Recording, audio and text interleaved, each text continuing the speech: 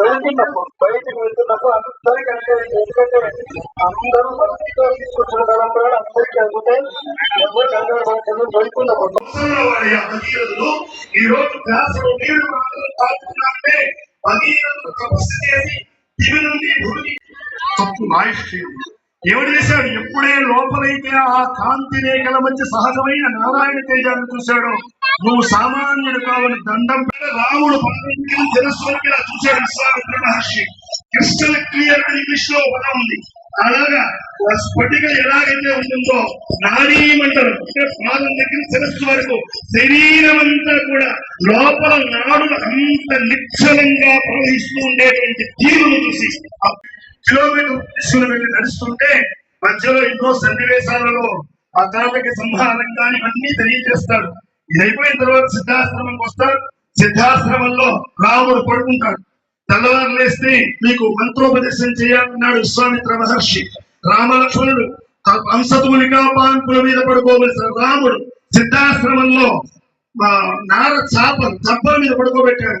ఆ పడుకున్న రామచంద్ర ప్రభువుని తెల్ల వాడుతోంది. అంటే 3 గంటల ముహూర్తం, బ్రహ్మ ముహూర్తం.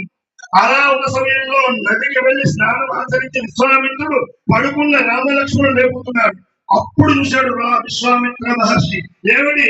రాము ఇక్కడ మీ జన్మ చరితార్థం చేసేసాడు. 2 పుణ్యాలన్నీ ఖాతాలో వేసేశాడు. ఇలా ఉన్న సందర్భంలో లేచారు, ఆహ్నించారు. అలాగే జనక మహారాజు గారి కుమార్తె జానకి అన్నారు. ఇలాగ మైథిలి, జానకి, సీతల ఇంటి పేరు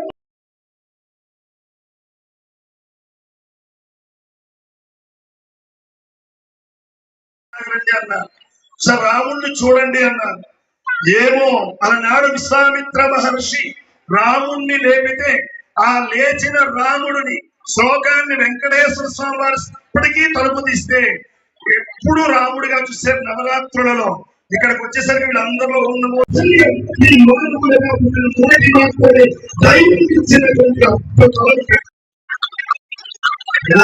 చేస్తారు.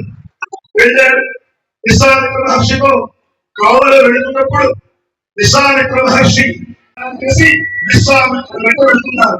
వెళుతున్న విశ్వామిత్రుడు మీకు ఒక పక్క చూస్తూ దశరథుడు గుండె కొంచెం వెలితిగా బాధగా ఉంటుంది. ఇప్పుడు పెరుగుతున్న టెక్నాలజీలో నేను సిగ్గులాగంటే 10 చేతులు వచ్చిన టెక్నాలజీ రావుందో అప్పుడు టెక్నాలజీ కానీ ఇప్పుడు టెక్నాలజీ కానీ భవిష్యత్తులో టెక్నాలజీ కానీ అందరూ ఉంది అదే ఇప్పుడు చెప్పబోతున్నాను.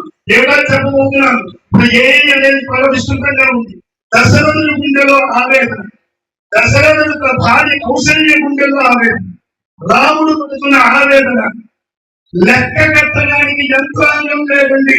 లెక్క వచ్చి భక్తుడైతే ఆదిశేషుడిగా లక్ష్మణుడిగా భావిస్తే ఆ 4 అంశాల అద్భుత నారాయణ చైతన్యం నరుడు రూపంలో లోకంలోకి వచ్చి నడయాడుతుంది.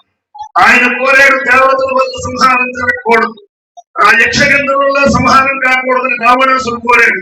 కనుక నరుడైతే చాలా చులకనగా చూశాడు. చులకన ఎక్కడ ఉందో అక్కడ స్వామి వస్తాడు. అందుకు నర రూపంలో ఒక నరుడిగా వచ్చి విశ్వంతానన్నాడు. విశ్వామిత్ర మహర్షికి కష్టాలు, యజ్ఞ కష్టాలు చెప్పాడు. రాజా, నేను నా సామ్రాజ్యం సైనికులు వస్తానని దశరథ మహారాజుగా చెప్పాను. ఆ రక్షాలే రాముడిని పంపించన్నాడు. అంతవరకు 16 ఏళ్ళు రాముడు చూస్తూ దశరథుడు చూసి రాముడు ఊర్జం పొంగిపోతున్న సమయంలో అప్పుడే ఇంటర్మీడియట్ 10th క్లాస్ పాస్ అయ్యి ఇంటర్మీడియట్ లో ఎక్కడో కాలేజీలో జాయిన్ చేద్దాం, లేదా ఎంసెట్ గా ఏదో పై రాష్ట్రంలో జాయిన్ చేద్దామని అమ్మ దగ్గర 16 ఏళ్ళు 12 18 ఏళ్ళు ముందుగా పెరిగిన కొడుకుని తీసుకొని తల్లి తండ్రి అక్కడ హాస్టల్లో జాయిన్ చేసి వెనక్కి వస్తూ ఉంటే తల్లి గుండె తండ్రి గుండె అలాగే పిల్లాడుకుండే నాన్నతో గడిపిన జ్ఞాపకాలు గుండెలు పిండుతూ ఉంటే ఆ పిండే గుండె